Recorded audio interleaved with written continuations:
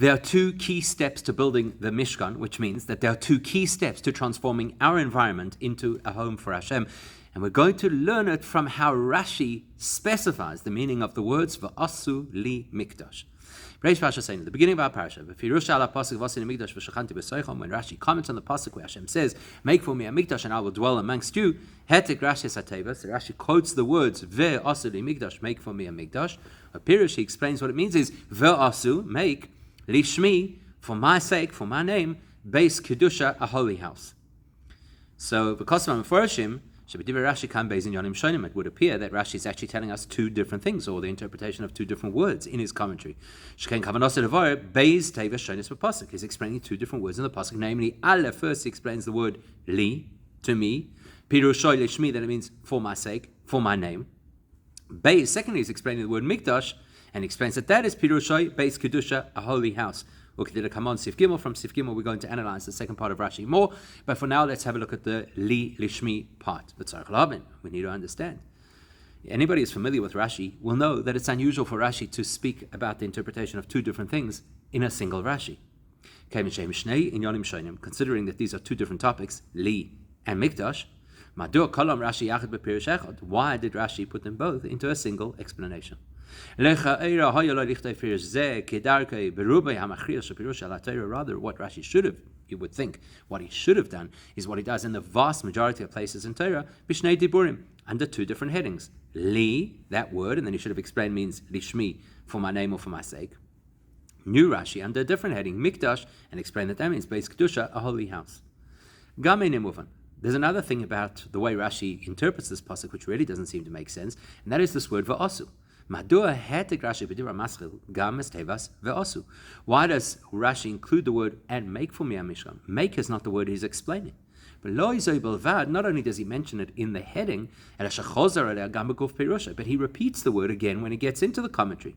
That you should make a Beis HaMikdash for my sake. Rashi is not telling us any innovative insight into the word va'asu, so why is it part of the title? Why is it part of the explanation? Okay, so those are our first core questions. Why is Rashi putting two explanations into one, and why the word va'asu? Now we're going to drill down into Rashi's explanation that he says li means lishmi, and see, well, why is he saying that? The fact that he said li means for my sake, we need to understand because there's a Gemara. The Gemara is that the Gemara in Terumah tells us the pirush va'asu li mikdashu. The Gemara explains what does it mean? Make for me a mikdash. Misheli, that you take my, so to speak, coffers and use that to pay the people who are going to build the mikdash. So the Rashi, so the Gemara there explains that you take the money that had been collected from the community, that is now Hashem's money, and you disperse that to the contractors who are going to build the Beis HaMikdash, or prior to that, the Mishkan. Which means that those people who are the artisans working on this construction project get paid out of the coffers of holy money.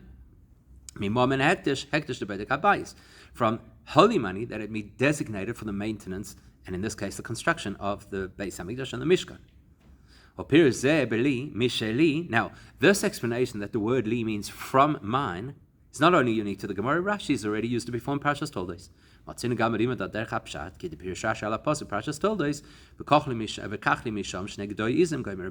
when Rivka told Yaakov to prepare to go get the brachas from Yitzchak, so she said, go take for me, from the stable or wherever it is, the pen, 2 goats. Rashi says that the word li in that context, kachli, misheli. She was saying, take these goats that belong to me, because that was part of the contract of our marriage, is that Yitzchak wrote that I get 2 goats every single day, use those goats. So Rashi himself says li means misheli, or if he's a derish bir, for which reason we need to understand what's happening here. How come if the Gemara says li in this context means misheli, from mine?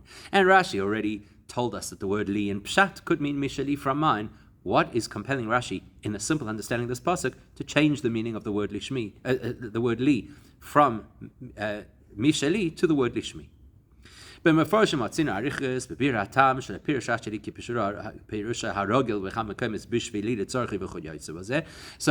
commentaries on Rashi say why it is that Rashi did not want to explain that li means for my sake, as would be the most obvious translation of the word. But we're not going to get into that because the Rebbe is going to tell us very simply, and even with all of the explanation, it still doesn't help. But all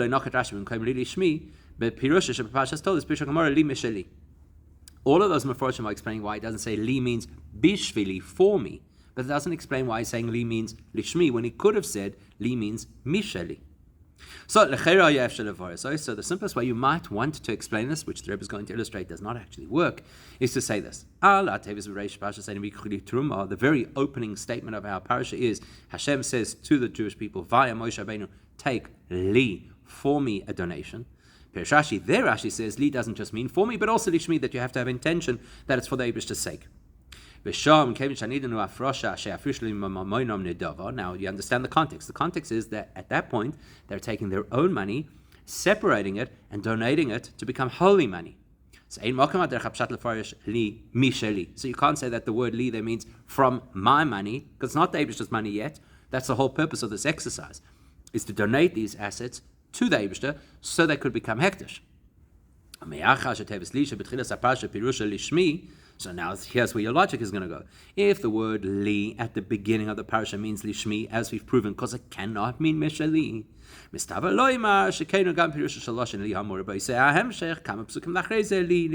so maybe the logic is in the same section, just a few psukim later, if li means lishmi in the first reference, it probably means li lishmi in the second reference as well.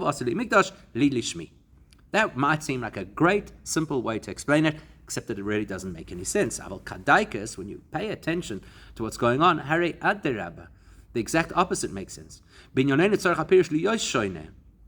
You have to have a different interpretation of the word li in va'asu li migdash to the interpretation of the word li in v'yikhu li truma. Why? In the first instance, we're talking about people's assets that are being transferred to become divine holy assets. There you need to say the word lishmi, that the intention over here has to be that you're donating this to Hashem, so it becomes holy. You're moving something from my possession to the Eibishter's possession, represented by the word li. So there the Torah is going to have to tell you, it's not good enough just to do the transaction. But the Torah tells us you have to be intentional and have in mind that the transfer is so that this money now belongs to Hashem and becomes holy. So it makes perfect sense why li has to mean lishmi in the case of the donations. So therefore it makes logical sense in the pasuk about the donations, give me the truma,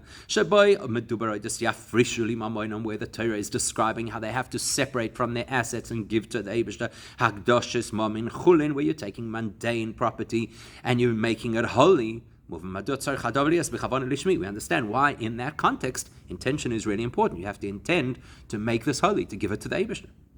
But by the time you arrive at the point where Hashem is saying, now we've gathered all of the gold and silver and whatever we need, and now we're going to practically make the mikdash. Now we're describing using materials that are already holy and in the possession of the holy environment. So what's lacking about the designation that it should be Hashem's? Then now you have to tell me again lishmi. Why at this point? So it does not really make sense that the word lishmi in va'asu li, the word li in the pasuk va'asu li migdash should mean lishmi. Let's take it from a different angle. Because Rashi explained that when you're giving the donation, the li there means lishmi, that you have to be intentional, that you're donating something in order that it becomes holy and divine property. That tells us that intention was already in place when they designated or donated those assets. Against that backdrop, it's much more logical to say that now when it's saying make for me a mikdash,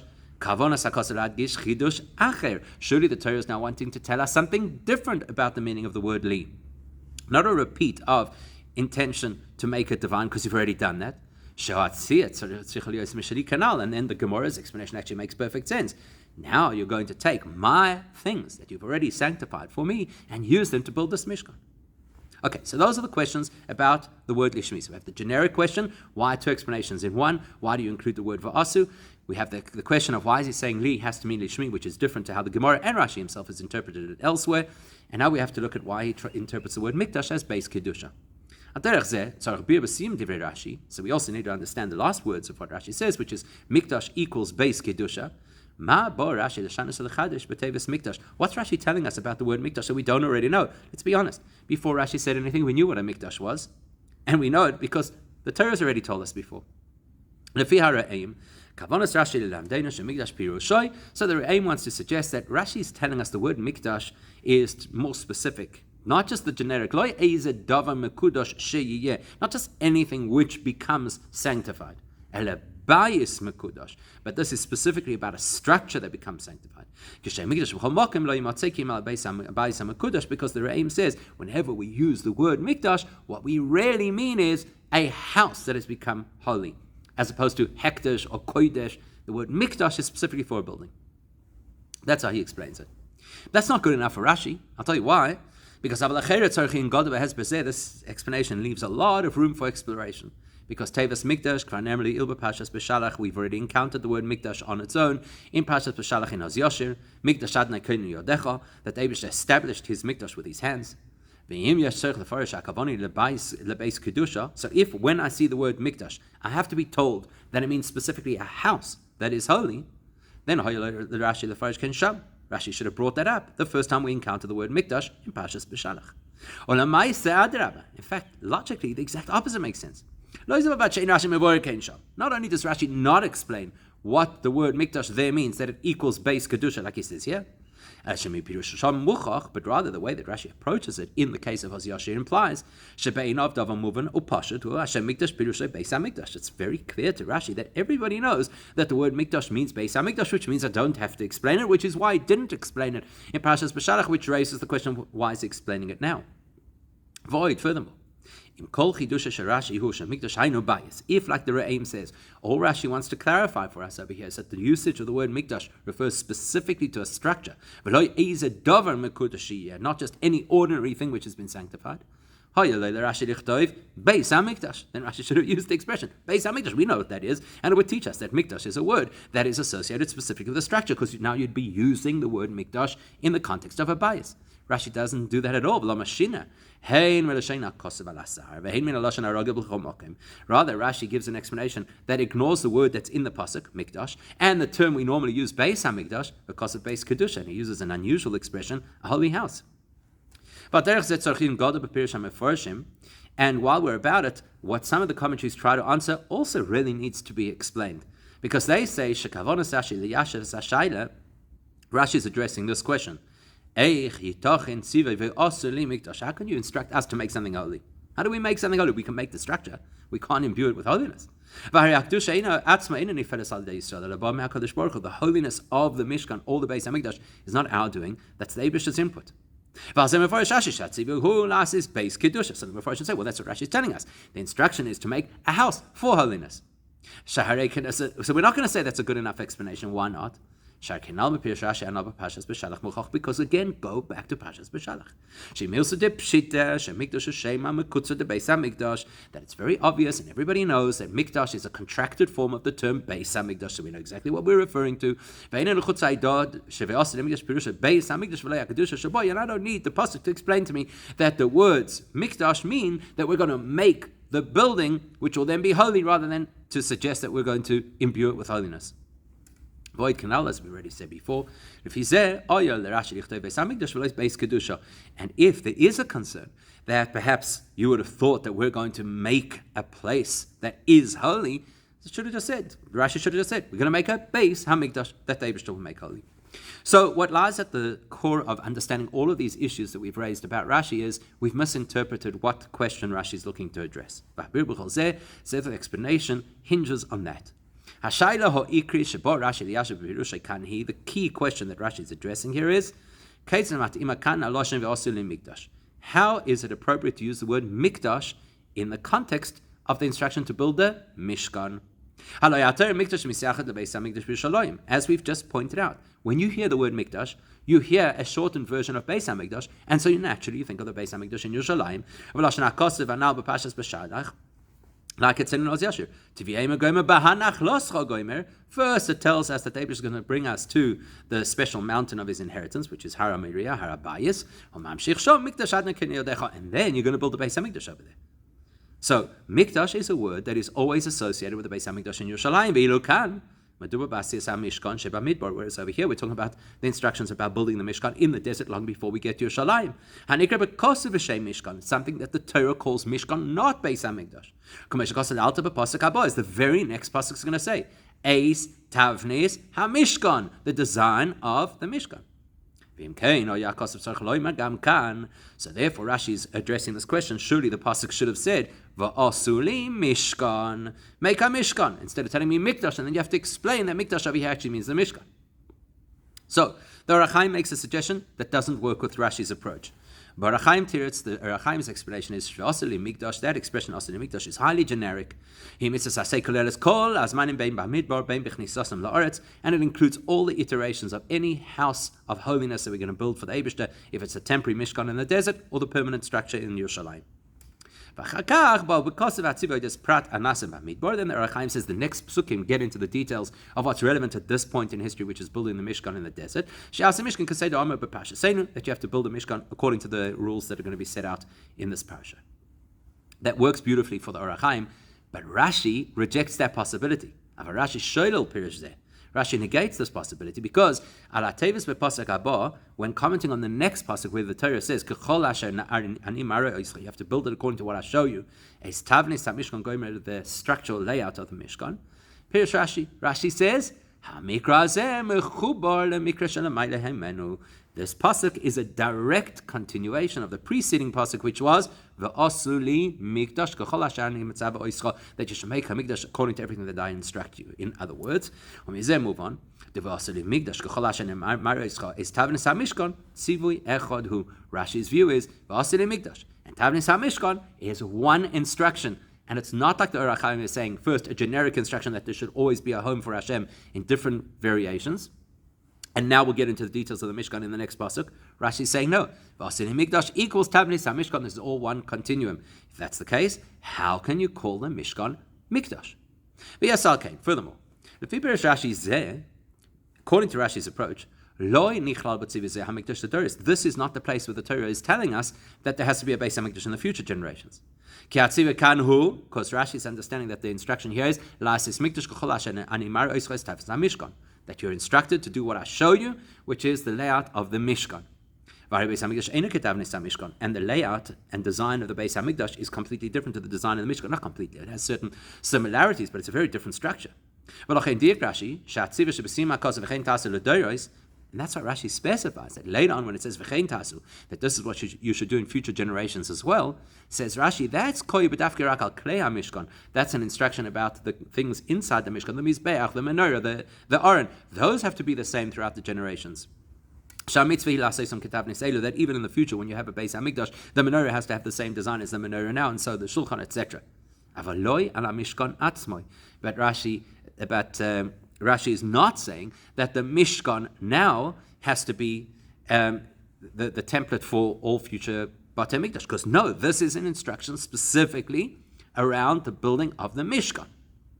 So if it's around the building of the Mishkan, why is it called Mikdash? Which is actually a confusing word for us. Now let's to address that question, why here the Torah is calling the Mishkan a Mikdash.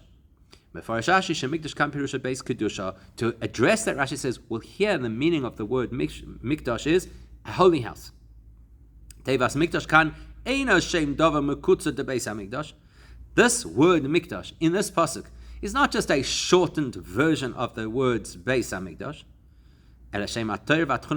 It's an adjective describing the character of what's being made. That this is a structure of holiness rather than an ordinary structure. And if you're using the word Mikdash to mean a house where the adjective is holiness, so a house of holiness, that applies equally to the Mishkan as it would to the Beis HaMikdash. Because Rashi is explaining that a Mikdash is a structure that is filled with, or is intended to be filled with holiness, and therefore it's an appropriate term to use with regards to the Mishkan as well. In different words, Rashi's not innovating that it's a bias, a structure, like the Re'im said earlier, that Mikdash only refers to a structure of holiness. That's not Rashi's focus here. Rashi's focusing on Kedusha as an adjective to describe the nature of this structure. The word Mikdash over here is not the noun in an abbreviated form as Beis HaMikdash, but rather it's a description of what kind of a structure we're making. So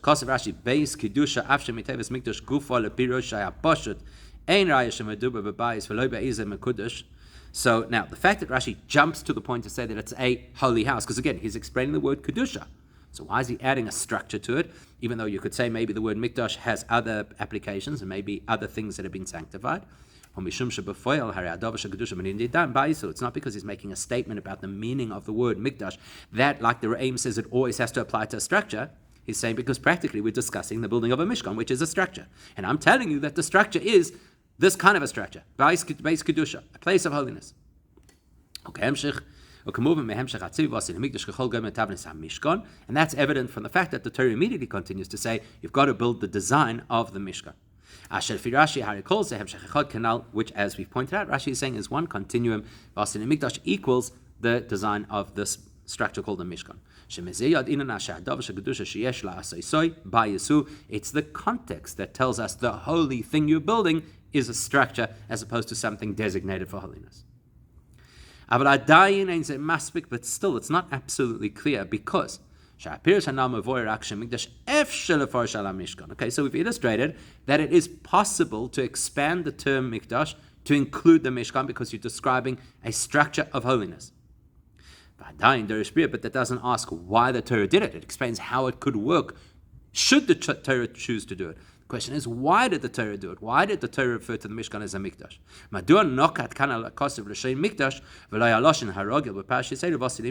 didn't the Torah use the much more common phrase that is repeated again and again and again through these parashiyos, which is the word Mishkan?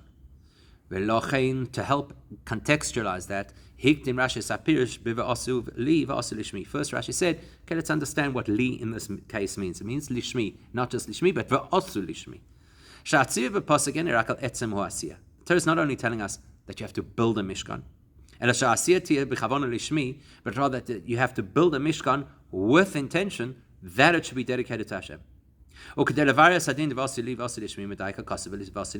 clarify what that means, to make something for Hashem, the Torah tells us what you're making is a Mikdash. In other words, commonly you'll say Sif Beis, as we already mentioned, to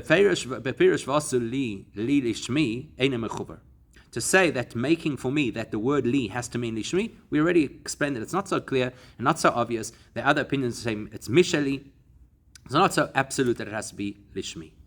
And as we already explained, there was already V'yichli Terumah, at which point the gold, silver, and all the money became holy. The lishmi already happened. The fact that it was separated, designated for this purpose, already made it for Hashem's sake. So, which raises the question, why is the Torah reiterating again that you have to have this focused intention for Hashem's sake when you're actually making the Mishkan? So the answer to that is because it's a Mikdash. In other words, Rashi, it says Rashi is telling us, Asul lishmi beis kedusha. The Eibusha wants us to make for his sake a holy house. In other words, this specific intention at the time of building the Mishkan, that it has to be for Hashem's sake, is in Yona Kavona Neisefes to beis kedusha. It's an additional focus on a holy house. In other words, Loirak Bayis Shel Kedusha. It's not good enough to take holy materials because they've already been designated to Hashem and now use them to build a structure that eventually will accommodate holiness. That there's a structure, and then independently of that structure, there's holiness that rests in that structure. That's not good enough. You have to build a structure that is a holy structure. In fact, you could then reread what Rashi is saying. Not a beis kedusha, a house to accommodate holiness, but beis kedusha, a holy house. You'll say if it's talking about the bias, it should be kodesh, not kedusha. That's not a problem. Actually, Rashi's already told us there's certain words in Hebrew that could be masculine or feminine, and bais is one of them. But coming back to our main point, and we then move on, the main point is building the Mishkan fundamentally changed the materials that were used in order to build the Mishkan. The actual gold and silver and skins of animals and dyes, they became holy. They became part of this holy house. They didn't just become the facilitation of holiness, they became part of a holy house. Before these elements, these materials were built into the Mishkan, their holiness was that they are holy money intended for a holy purpose. But once they're put into the Mishkan, they are actually holy, not just intended for a holy purpose, designated for the holy coffers. They don't only belong to Hekdesh, but rather they are now part and parcel of a holy structure. Now we understand what's going on. Mikdash means there was a first stage, which was to separate these assets from regular assets, so they are now the property of Hekdesh. That obviously separates, elevates, transforms them. Now there's a further, higher, more profound transformation that's happening. Not only are these assets that service the needs of holiness, they actually become holy. That gold in the Mishkan is now holy gold. So now we need another additional intention or focus that this should be for the Eibishter's sake at this point. And this even has a practical legal implication. It's actually not even good enough to have intention. I'm going to do this for the Eibishter's sake. But when you're building the Mishkan, you actually have to have intention that it's in order to make a holy Mishkan for Hashem's sake.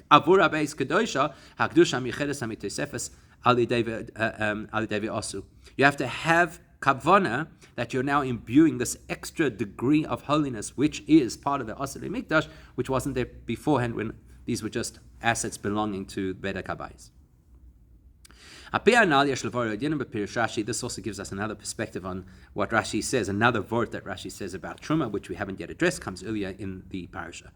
There are two interpretations of what that word Terumah means. There's the simple explanation, which means separation, right? You make a Terumah, you make a donation, you're separating it from your property and giving it to the cause that you're donating to. But there's also Beis Melashon Harama V'Agbo. You can hear in the word Terumah the word Harama, to elevate. So it could either be to designate or to elevate. Rashi, when he looks at that word, Truma, quotes Onkelos to say Truma means designation, separation, donation. Now that we've distinguished between V'yikchu li Truma and V'asu li Mikdash, that these are two stages of the production of the Mishkan. First, taking regular assets and designating them for holiness, and then actually imbuing them with holiness, we can understand why Rashi translates the word Truma as Afrosha. But first, let's distinguish. What's the difference between Afrosha, separation, and Harama, elevation? Afrosha pirusha shadavan aserak mufresh mufdum idvarim acherim. If I separate something, all I'm doing is moving it away and allocating it or designating it as different from everything else. Kloimar should be muhusin ishadav boisagedish or shara dvarim. So if I take gold and I've got 10 pieces of gold, I put one piece aside to be donated to the Mishkan, they're all still with the same properties, physical gold. Just that one is designated for the Mishkan. Really, the big difference I'm making is whose possession is this gold now in? But if I talk about elevation means I'm fundamentally changing what it is. It means I'm taking gold and now elevating it to a whole different reality that is no longer the reality of minerals, even precious metals. Which means this bar of gold, which is now part of the base of the Mishkan, is no longer part of the reality of all other gold that exists in the world. It's been elevated to a completely different reality. That's what Rashi is effectively telling us, is the difference between the li in the expression v'yicholi truma, make the donation, and the li in v'aseh mikdash, turn it into a mishkan. That moment of giving the truma, of giving the donation, putting aside the funds which are going to go to the mishkan, that is exactly that. It's afrasha. You're setting something aside. You're separating it from everything else. Even though it now belongs to hektish, the degree of holiness that is in this item is only that it's in the property of holiness. He has something that moved from regular human ownership into divine ownership. So therefore, what's the appropriate term for truma? Hafrasha. You've separated it, you've moved it away from where everything else is into a different vault. But when you get to the point of actually making the mikdash, now you take this gold and the silver and the skins, etc., and you turn them into the actual Beis HaMikdash. That completely elevates them. They're no longer just nuggets of gold. They're now being elevated to a radically different state of holiness beyond where they originally were. So there's Hafrosha and Harama, two stages of how you build something into the Mishkan, which has a lesson for us in our lives. The Pasuk says that the purpose of the Mikdash is that the Eibusha should dwell with us. So there's got to be a lesson for us in our own spirituality and inviting Hashem into our lives in everybody's avodah. We have a responsibility to turn our homes into Hashem's home, a place designated for the Eibusha. Like the Pasuk says, that the Eibusha wants us to make a mikdash so that he could dwell with us, which the Gemara explains, that the message of it is not that Hashem should dwell in that place, that structure, but rather within ourselves. And the reason is because every one of us has to create a mishkan within ourselves. So there are two stages, two types of avodah in order to achieve this. There's Vichli Truma Afrasha. The first stage is separation, implied by the Pasuk Vichli Truma. And then there's the second stage, which is elevation, implied in the Pasuk Vasil Mikdash. And they've got to be in that order. The first thing we've got to do is an element of separation. We have to make our homes distinct from the other homes on the street. It has to be immediately apparent, this is a different home, this is a unique home. Yes, we do physical things like anybody else does in their homes. But we are distinct from everybody else because the way in which we do those regular things, cooking, eating, socializing, is all directed to be able to serve the Eibusha, separate from everything else. The expression means it's your activities, they belong to you.